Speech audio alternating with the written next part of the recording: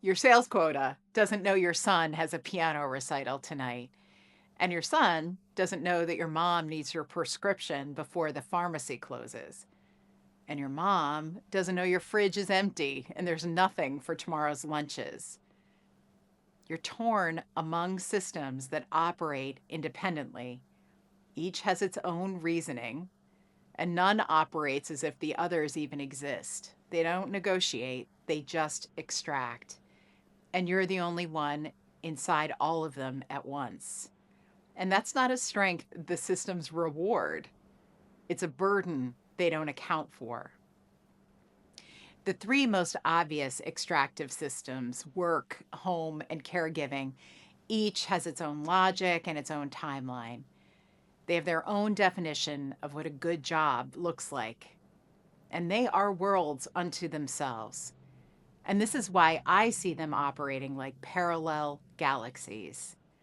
From inside any one of them, the demands make sense. You know what it takes to fulfill the sales quota. You know the process and accept the challenge.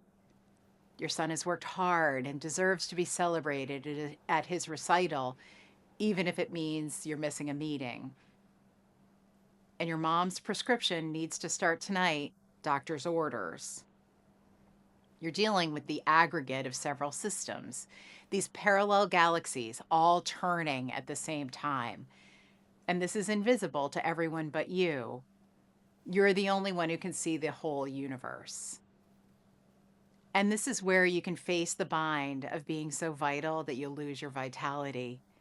The reason for this bind comes from how the extractive systems see you. There is an important difference between being an unlimited resource and a renewable one. Gravity, the sun, these are unlimited resources. Gravity is always there. The sun rises no matter what. They require nothing. They are unlimited. And part of how the extractive systems in your life operate is they treat you the same way, like you're unlimited. You're a constant, always there and always ready. But you are not gravity. And no matter how bright and shiny you are not the sun. Instead, you are a renewable resource. And renewable resources have conditions, they have needs. And as a renewable resource, your needs include your vitality reserves. And your systems draw from those, creating an aggregate impact that only you can know. And that's exactly the problem. And if you think this is sounding like I'm throwing you a pity party, let me stop you. Extraction doesn't mean you're suffering. It means something is taking more than it's returning. That's a fact you can work with. And the reason to call out extraction is so that you don't end up suffering. When you let extraction accumulate without addressing it, that's when the vitality gap widens. It widens to the point where you feel it in your presence, in your patience, and in your health.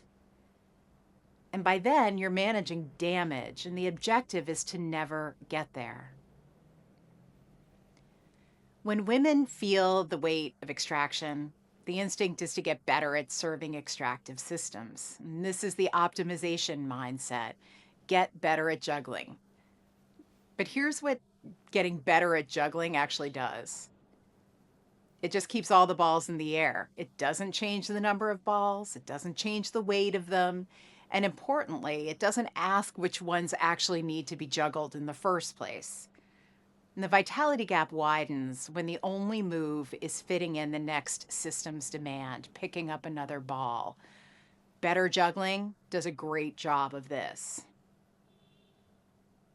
So the systems around you were not designed with your vitality in mind. They were designed around your effort, around your availability, and what they need from you. And remember, they see you as an unlimited resource. You've been adapting to that design your entire adult life. And it would be one thing if things stayed as they are, but the challenges keep coming. And you know it's a house of cards.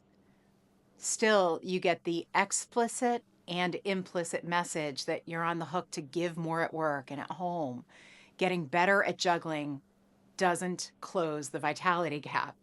It closes when you make moves that put you in the design, not around the design, not despite it, in it. And that requires a different kind of move than any of these systems will ever offer you. So you're not dealing with one system, you're dealing with the aggregate, and you're the only one absorbing it. And the very things that have gotten you this far are the same things keeping the vitality gap open. That's episode 3.